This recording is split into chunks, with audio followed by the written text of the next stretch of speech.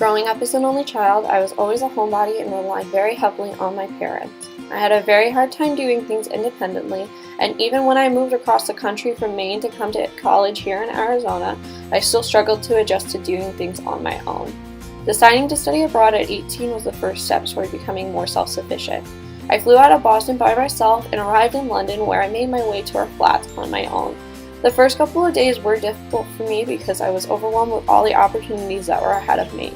After the first week, I began to feel more confident in my abilities to navigate the city and became accustomed to the landmarks that I would pass every day that signified that I was home. As I began to recognize more and more landmarks around the city, I became more confident in my ability to navigate it on my own and decided to start exploring more.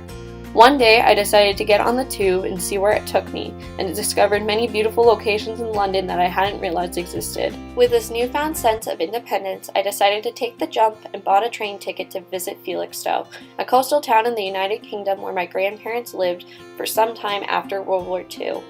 I had 2 connecting stops at different train stations before I finally made it to Felixstowe.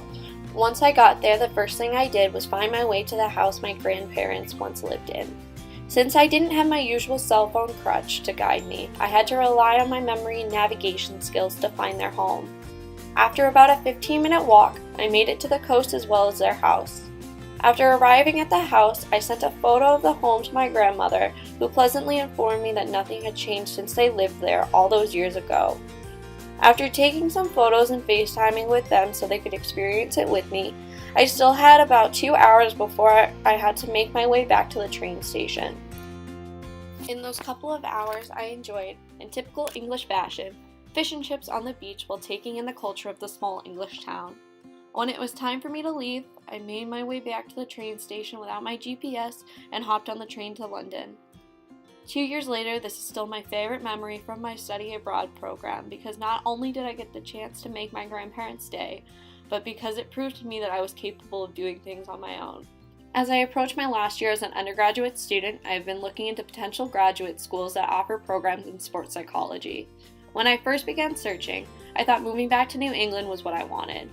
As I searched for programs, one program stood out to me and would later become my top choice grad school: the University of Roehampton in London. If someone had asked me 3 years ago if I would consider going to school outside the US, I would have thought they were crazy. Now, because of my study abroad experience, the thought of becoming an international student is exciting, and I can't wait to continue to grow with this next experience.